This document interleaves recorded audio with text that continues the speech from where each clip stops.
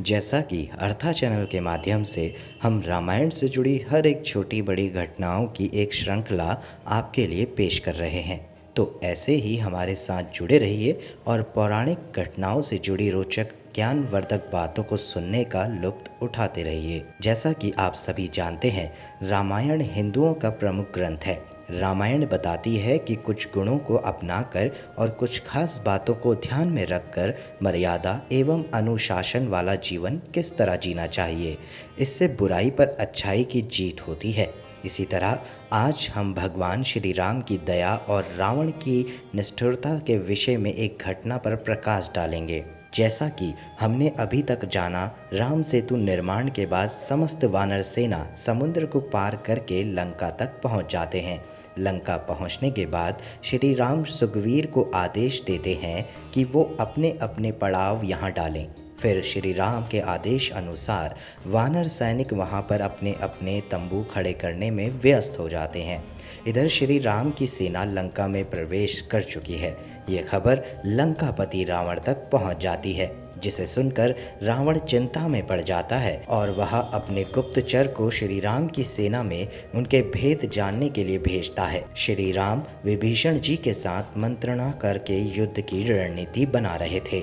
तभी रावण के दो गुप्तचर, जिनमें से एक रावण का खास सैनिक था जिसका नाम सुख और दूसरे का नाम सारण था, जो कि वे दोनों भेष बदलकर श्री राम की सेना में उनके दल बल का भेद जानने के लिए घुस जाते हैं। रावण के गुप्तचर सुख और सारण वानर सैनिकों का वेश धारण करके श्री राम की सेना में इधर उधर घूम रहे थे ताकि उनकी पूरी छावनी की जानकारी का भेद वो जान सके। लेकिन विभीषण उन दोनों को पहचान जाते हैं और उन्हें पकड़कर श्री राम के समक्ष ले जाते हैं। लक्ष्मण, जामवंत, अंगद और सुग्रीव सभी श्री राम से आग्रह करते हैं कि उन दोनों गुप्तचरों को मृत्यु दंड दिया जाए, क्योंकि युद्ध नीति ये कहती है एक गुप्तचर यदि पकड़ा जाए तो उसके लिए मृत्युदंड का ही विधान है।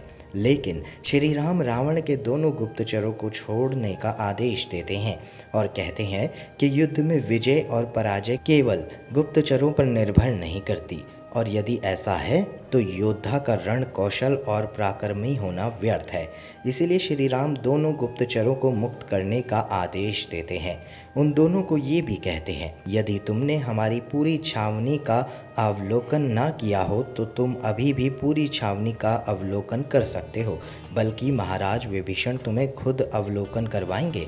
श्री राम के मुख से ऐसे वाक्य सुनकर दोनों गुप्तचर उनके पैरों में गिर जाते हैं और अपनी उदंडता के लिए क्षमा मांगते हुए कहते हैं, हे कृपा निधान, हम तो मृत्यु के पात्र हैं, लेकिन फिर भी आप हमें मुक्त कर रहे हैं। वाकई में आप जैसा उदार और दयालु राजा हमने आज तक नहीं देखा। हम आपको वचन देते हैं श्री राम कि हम अपने राजा रावण के इस अधर्म में उनका साथ कतई नहीं देंगे। ये कहकर दोनों गुप्तचर वहाँ से सुखरूप चले जाते हैं। किंतु जब ये खबर रावण को पता चलती है तो वो अपने दोनों गुप्तचरों को धिक्कारता है और ये कहता है कि तुमने अपने प्राणों के भय से आत्मसमर्पण कर दिया। तुम्हें राम ने तो बख्श दिया, लेकिन अब तुम्हें मेरे हाथों मृत्युदंड मिलेगा। इतना कहकर रावण अपने दोनों ही गुप्तचरों को मृत्यु के घाट उतार देता है। प्रिय मित्रों, इस तरह से इस प्रसंग में हमें प्रभु श्री राम की दया व करुणा देखने को मिलती है, जहां उनकी छावनी व उनकी सेना का भेद लेने आए रावण के गुप्तचरों को उन्होंने जीवन दान दे दिया और उन्हें बंदी बनाने की जगह मुक्त कर दिया।